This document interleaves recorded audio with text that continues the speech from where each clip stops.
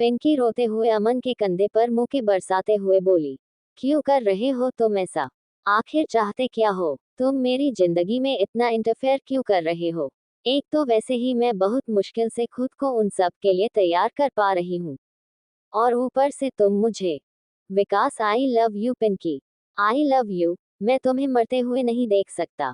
अमन की बात सुनकर पिंकी हैरानी से उसकी तरफ देखने लगी और उसकी आंखों में सच्चाई ढूंढने की कोशिश करने लगी। वह अमन की आंखों में देखते हुए बोली, तुम झूठ बोल रहे हो, तुम्हें भला मुझसे मोहब्बत क्यों होगी? तुम तो एक नंबर के प्लेबॉय हूँ। मैं जानता हूँ, लेकिन प्लेबॉय भी इंसान होते हैं। प्यार की कोई वजह नहीं होती, यह कहीं भी किसी से भी हो जाता है, और मुझे तुमसे हो गया। तुम्हारी जैसी जिंदादिल लड़की मैंने आज तक नहीं देखी। मेरे आगे पीछे घूमने वाली लड़कियों से तुम बिल्कुल अलग हो, और शायद यही चीज मुझे तुम्हारी तरफ खींच रही थी। प्लीज पिंकी, मान जाओ, मैं तुम्हें खोना नहीं चाहता। प्लीज सर्जरी के लिए तैयार हो जाओ। नो अमन, अगर तुम्हारी बात सच भी है, फिर भी मेरे बचने के चांस बहुत कम है। अगर तुम्हें मुझसे सच में प्यार है तो उसके लिए थैंक यू, पर मैं तुम्हारे प्यार के काबिल नहीं हूँ, क्योंकि मेरी जिंदगी बस कुछ दिनों की मेहमान है। अपना दिल मुझ पर मत लगाओ। तुम्हें पता है, अगर मैं सर्जरी के लिए तैयार हूँ भी जाती हूँ तो मुझे हॉट की जरूरत है, जो इतने शॉर्ट नोटिस पर मिलना इम्पॉसिबल है। इसीलिए मेरे जीने की उम्मीद छोड़ दो और अपने लिए कोई बेहतर लड़की देखो। मोहब्बत शायद मेरे नसीब में नहीं है। मैं ऊपर जाकर भगवान से रिक्वेस्ट करूंगी तुम्हें एक बेटर लाइफ पार्टनर मिले जो तुम्हारे प्यार को डिजर्व करे। कहकर पिंकी वहां से जाने लगी, लेकिन तभी अमन ने उसकी कमर में हाथ डालकर उसे पीछे से हग कर लिया। अमन के हाथ पीछे से होते हुए पिंकी के पेट पर थे, और अमन ने उसके कंधे पर अपना चीन रखते हुए उसके कानों में मदहोश तरीके से बोला, पिंकी, यह कोई स्ट्रांग वजह नहीं है मेरे प्यार को ठुकराने की। अगर बात सिर्फ जीने और मरने की है तो किसे जीना है किसे मरना है ये डिसाइड गॉड करेंगे, तुम नहीं। तुम मुझे मेरे प्यार को रिजेक्ट करने की ठोस वजह दो। क्या तुम मुझसे प्यार नहीं करती? क्या मैं तुम्हें स्पेशल नहीं लगता? या तुम मुझे अपने प्यार के काबिल नहीं समझती? अमन के अचानक पीछे से हक करने के कारण और उसकी मदहोश बातें सुनकर पिंकी एक पल के लिए अपनी ही जगह पर जम गई। अचानक ही उसके दिल में कुछ गुदगुदी और अजीब सी बेचैनी होने लगी। अचानक उसे ऐसा महसूस होने लगा जैसे उसके पेट में बटरफ्लाई उड़ रही है। यह फीलिंग उसके लिए काफी नई थी, लेकिन पिंकी ने तुरंत ही अपनी फीलिंग को कंट्रोल करते हुए अमन को रोकते हुए कहा, डॉट डॉट विस्मयादिबोधक चिन्ह, डॉट डॉट विस्मयादिबोधक चिन्ह, डॉट डॉट डॉट उद्धरण चिन्ह। मैं बहुत जल्द मरने वाली हूँ, क्या ये तुम्हारे लिए ठोस वजह नहीं है? डॉट प्रश्नवाचक चिन्ह, प्रश्नवाचक चिन्ह, प्रश्नवाचक चिन्ह, डॉट डॉट डॉट उद्धरण चिन्ह। तो सुनो, मुझे तुमसे प्यार नहीं है। तुम वैसे इंसान नहीं हो जैसा लाइफ पार्टनर मुझे अपने लिए चाहिए था। तुम एक प्लेबॉय हो और मुझे सिंसियर मैन चाहिए था, जो सिर्फ मुझसे प्यार करे और मेरी फीलिंग की कदर करे। और तुम मेरे ख्यालों में फिट नहीं बैठते। अब तो तुम्हें ठोस वजह मिल गई है ना, तो अब मुझे जाने दो। कहकर पिंकी ने अमन के हाथों पर हाथ रखकर उसके हाथ को अपनी कमर से हटाने की कोशिश की, लेकिन तभी अमन ने झटके से उसे अपनी तरफ घुमाकर दीवार के अगेन पुश करते हुए उसकी आंखों में आंखें डालकर कहा, और अगर मैं ये कहूँ कि मैं तुम्हारे लिए सिंसियर बन जाऊंगा तो? पहले मैं प्लेबॉय था, लेकिन अब तुम्हारे लिए सिर्फ तुम्हारा बन जाऊंगा तो? जैसा तुमने अपने ख्यालों में अपने पार्टनर के लिए सोचा था, बिल्कुल वैसा हो जाऊंगा तो? क्या तुम मुझे मौका दोगी? अमन की बातों और उसकी आंखों में एक नशा था जिसमें ना चाहते हुए भी पिंकी खोती जा रही थी। मत करो ऐसा अमन, दिल टूट जाएगा तुम्हारा। अमन पिंकी के और करीब आते हुए, और अगर मैं ये कहूँ कि मैं अपने दिल के साथ साथ तुम्हारी दिल की भी रखवाली करूंगा तो? तुम मुझे एक मौका देकर तो देखो। मैं तुम्हें टूटने नहीं दूंगा। 10 दिन, सिर्फ 10 दिन। अगर तुम्हें मुझ पर, मेरे प्यार पर भरोसा ना हो तो जो तुम्हारी मर्जी तुम कर सकती हो, लेकिन तुमसे प्यार करने के बदले मैं तुमसे सिर्फ 10 दिन की मोहलत मांगता हूँ। जहाँ तुमने सबको खुशियाँ दी है, मुझे भी 10 दिन दे दो प्लीज। मैं तुमसे जान नहीं मांग रहा, बस चंद दिन मांग रहा हूँ। आई प्रॉमिस, मैं तुम्हारे साथ कुछ भी गलत नहीं करूँगा। बस तुम्हारे करीब रहना चाहता हूँ। तुम्हें वो खुशी देना चाहता हूँ जो तुम हमेशा से चाहती थी। कुछ तो है हम दोनों के दरमिया पिंकी, जो हमेशा हम दोनों को एक दूसरे से मिलाती है। कुछ है जो हम दोनों को एक दूसरे का बनाती है। चलो मिलकर उसका जवाब ढूंढते हैं। 10 दिन, सिर्फ 10 दिन, बोलो क्या दोगी मुझे? पिंकी अमन की आंखों में आंखें डालकर थोड़ा इमोशनल होते हुए। अगर तुम्हें यही चाहिए तो ठीक है, लेकिन मुझसे किसी भी चीज की उम्मीद मत रखना। अपनी फीलिंग को कंट्रोल में रखना, क्योंकि हॉट ब्रेक होने के बाद बहुत दर्द होता है। अमन भी उसी तरह पिंकी की आंखों में आंखें डालकर बिल्कुल करीब से बोला। मेरे दिल की चिंता तुम मत करो पिंकी। बस तुम मुझसे प्रॉमिस करो कि इन 10 दिनों में मैं तुमसे जो कहूंगा बिना किसी सवाल के तुम करोगी। क्योंकि तुम्हारी जिंदगी के ये 10 दिन सिर्फ मेरे हैं। बोलो क्या तुम वादा करती हो मुझसे? अगर हाँ तो इस कोरे पेपर पर साइन करो। कहते हुए अमन ने पास की टेबल से एक पेपर और पेन उठाकर पिंकी को दिया। ये पेपर और पेन देखकर पिंकी हैरान होते हुए अमन से बोली, यह क्या है? इस पेपर पर तुम साइन क्यों करा रहे हो मुझसे? क्या मेरी प्रॉपर्टी लेने का इरादा है? तो मैं तुम्हें बता दूं कि मेरे पास कोई प्रॉपर्टी नहीं है। अहम, पैसों की प्रॉपर्टी की कमी नहीं है मुझे। मुझे तो तुम्हारी जान चाहिए। इस पेपर पर क्या लिखना है वह मैं बाद में सोचूंगा, लेकिन तुम्हें इतनी चिंता क्यों हो रही है? तुम्हारे हिसाब से तो तुम मरने वाली हो, तो इतना सोचने की क्या जरूरत है? साइन कर दो।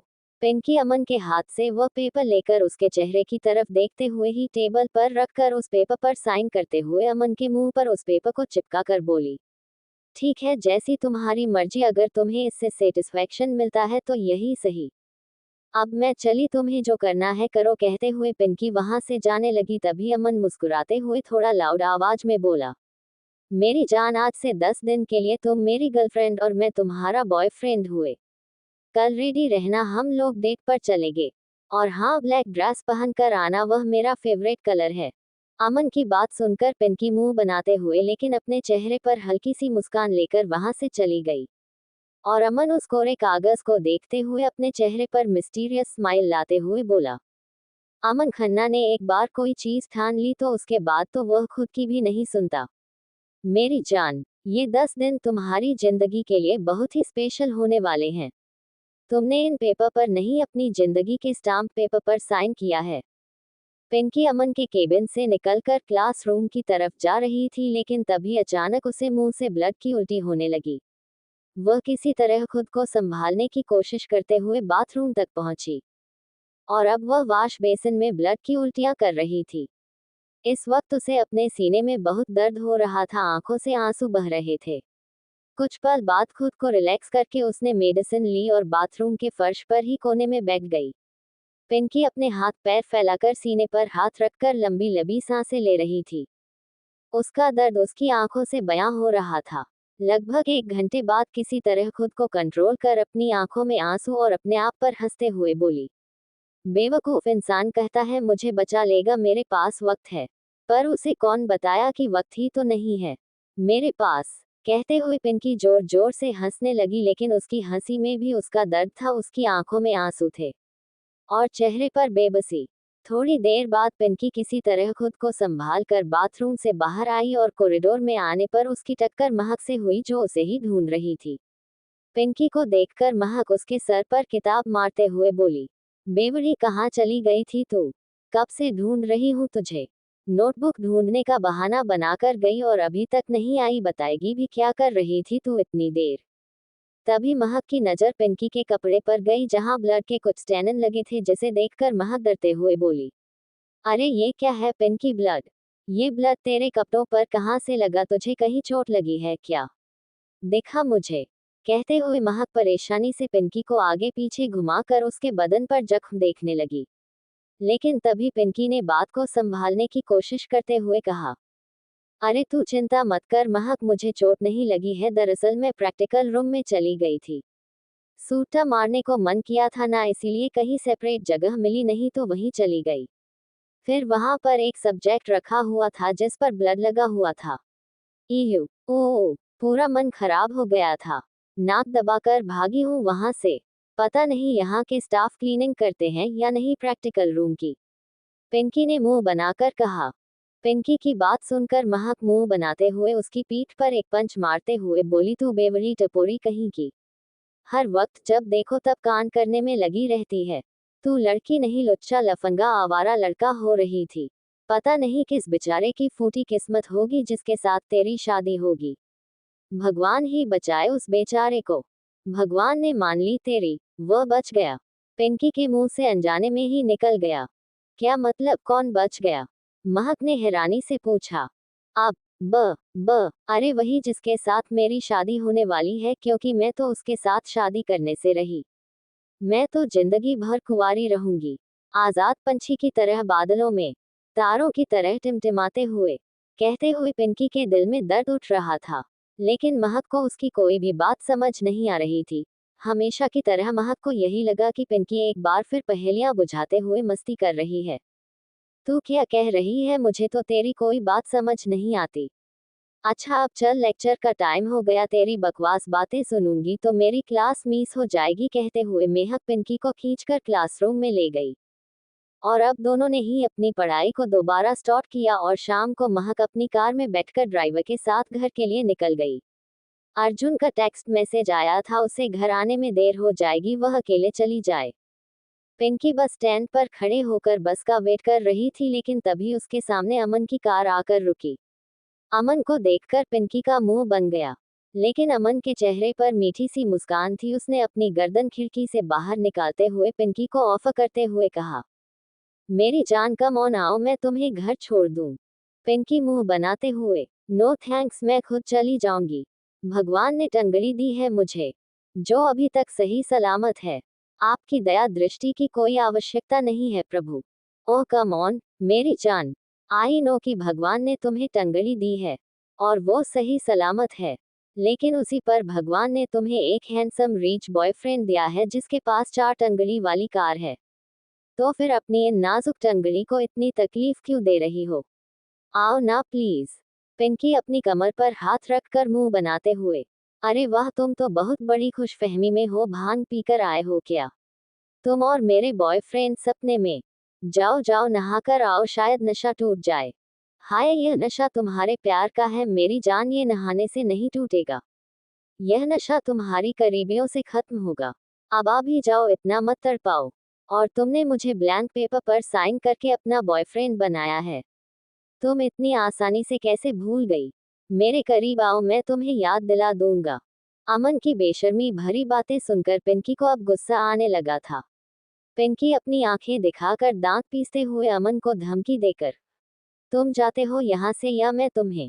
अमन अपने कान के नीचे हाथ लगाकर पिंकी की बात को सुनने का नाटक करते हुए, क्या कहा, तुम्हें मेरी गोद में आना है? ओके मेरी जान, मैं अभी आया। कहकर अमन झटके से कार से बाहर निकला और पिंकी को अपनी गोद में उठाकर दूसरी तरफ से कार में ले जाने लगा। अब पिंकी हैरानी से अमन के सीने पर मुक्के मारते हुए और हाथ पैर हिलाते हुए, यू गंदे आदमी क्या कर रहे हो? छोड़ो मुझे, नीचे उतारो वरना मैं चिल्लाऊंगी। अच्छा चिल्लाओगी, चिल्लाओ जरा, मैं भी तो देखूं तुम्हें मुझसे बचाने कौन आता है। अब पिंकी उसे आंखें दिखाते हुए, देखो मैं सचमुच चिल्लाऊंगी। हम ठीक है, चिल्लाओ। कहकर अमन अपने कदम आगे बढ़ा रहा था, तभी पिंकी को हाथ पैर मारते हुए देखकर बस स्टैंड पर खड़े हुए कुछ लोग अमन के आगे आते हुए बोले, हेलो मिस्टर, क्या कर रहे हो तुम? इस लड़की को दिन दहाड़े छेड़ रहे हो, किडनैप कर रहे हो, वह भी हमारे होते हुए। चुपचाप उस लड़की को नीचे उतारो वरना हमसे बुरा कोई नहीं होगा। अमन पिंकी को यूं ही अपनी गोद में लिए हुए उस बूढ़े अंकल को देखकर मुस्कुराते हुए, अरे अंकल, आप कहाँ पति पत्नी के बीच में आ रहे हैं? यह मेरी वाइफ है और मुझसे नाराज है, मैं तो बस इसे मना रहा हूँ। वह बूढ़ा अंकल हैरानी से पिंकी की तरफ देखते हुए, बेटा क्या ये सच कह रहा है? अमन चेहरे पर शरारती मुस्कान लेकर, हाँ हाँ मेरी जान, बताओ क्या मैं झूठ बोल रहा हूँ? और हमारा 4 साल का बेटा भी है, चीकू नाम है उसका, बोलो क्या मैं झूठ बोल रहा हूँ? अमन के चेहरे पर शरारती मुस्कान थी। उसने पिंकी की बातों को उसी के ऊपर पलट दिया था जैसे पिछले दिनों पिंकी उसे तंग किया करती थी। ये बात पिंकी भी बहुत अच्छे से समझ रही थी। अब वह अपनी आंखें छोटी करते हुए अमन को घूर रही थी। चुप रहो, मैं ना तुम्हें जानती हूँ ना तुम्हारे चीकू को, चुपचाप मुझे नीचे उतारो वरना मुझसे बुरा कोई नहीं होगा। पिंकी ने मुंह बनाते हुए कहा, अरे मेरी जान मान जाओ ना प्लीज, देखो चीकू घर पर रो रहा होगा। अमन उस बूढ़े अंकल की तरफ देखते हुए, अंकल आंटी आप ही लोग समझाए ना इसे, ऐसे माँ बाप की लड़ाई में बच्चे का क्या दोष। वह तो घर पर बैठकर अपनी मम्मी के लिए रो रहा है, अगर आप इजाजत दे तो मैं अपनी वाइफ को लेकर जाऊं। वह बूढ़े अंकल और आंटी पिंकी और अमन को इस तरह लड़ते हुए देखकर मुस्कुरा कर बोले, हाँ हाँ लेकर जाओ, वाइफ का नाराज होना बहुत बुरा है, रात को रोटी भी नहीं मिलती।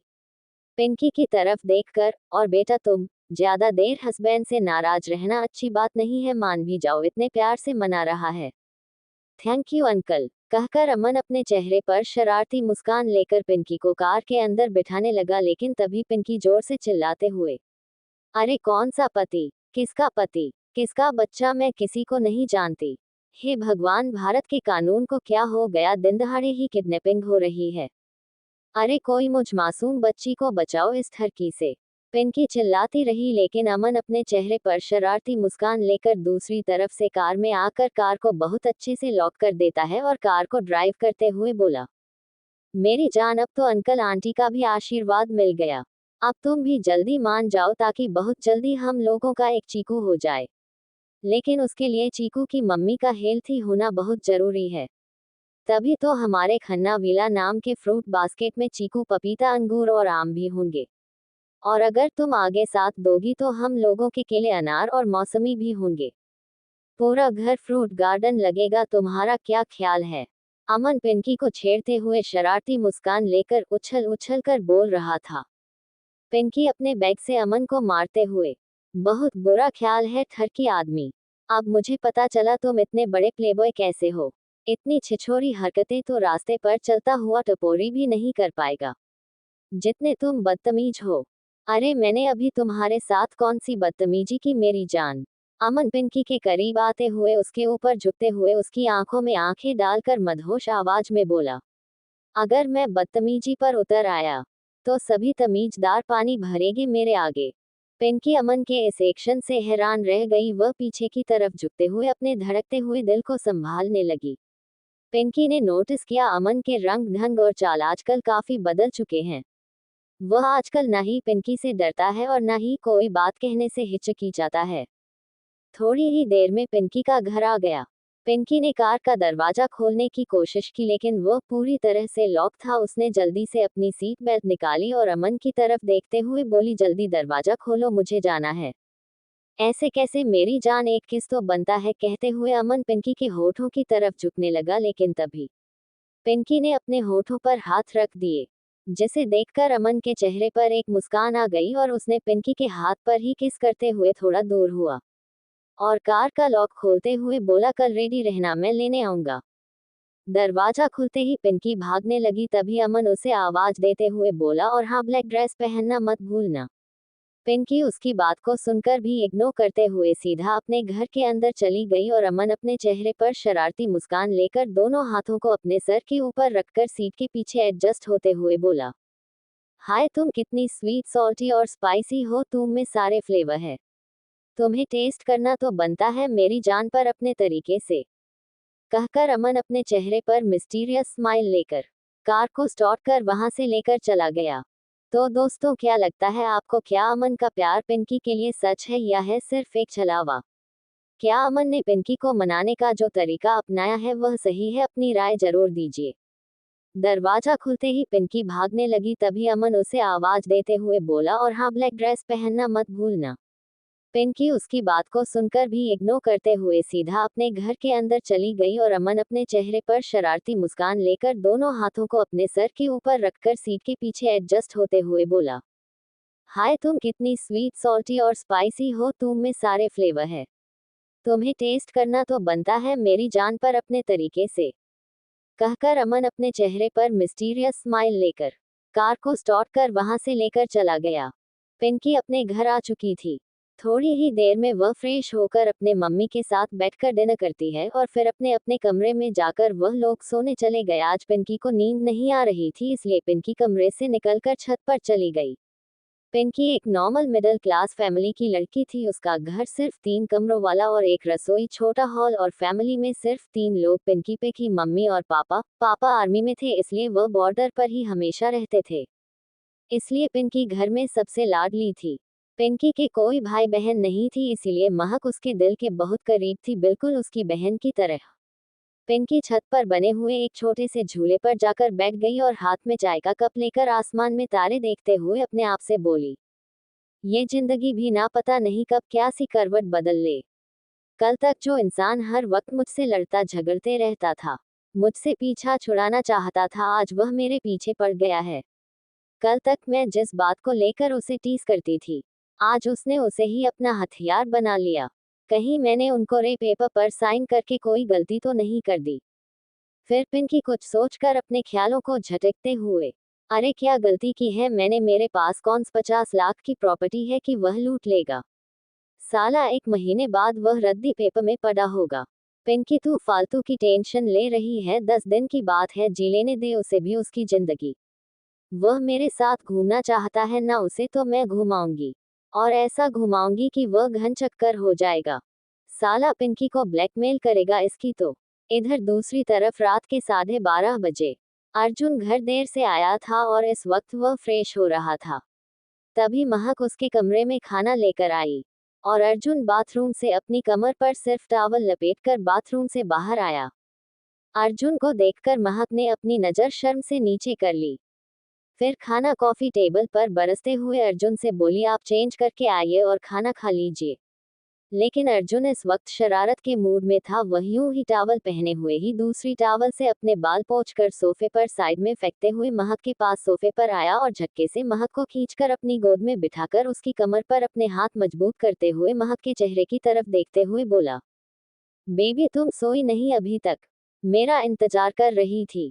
महक जो अर्जुन के इस एक्शन से हैरान थी और अपनी आंखें बड़ी करके अर्जुन को घूर रही थी। अर्जुन के हाथ अपनी कमर से हटाने की कोशिश करते हुए मुंह पर आकर बोली, जी नहीं, पढ़ाई कर रही थी, जैसे ही नींद आने को हुई आपकी कार की आवाज सुनकर आपके लिए खाना लेकर आ गई। वैसे भी जो सुबह कांड हुआ उसके बाद तो मुझे आपके करीब आने से भी डर लगता है। अगर पापा को पता चला ना तो दोनों की बैंड बजेगी। अर्जुन महक की कमर पर अपनी पकड़ को और मजबूत करते हुए महक को चिढ़ा कर बोला, बैंड बजेगी किसकी? अरे आने दो मेरे ससुर जी को, मैं क्या डरता हूँ उनसे। अगर उन्होंने देख भी लिया तो क्या, मैं तो सीना ठोक कर कहूंगा कि अपनी वाइफ में चिपक रहा हूँ, उन्हें क्यों दर्द हो रहा है।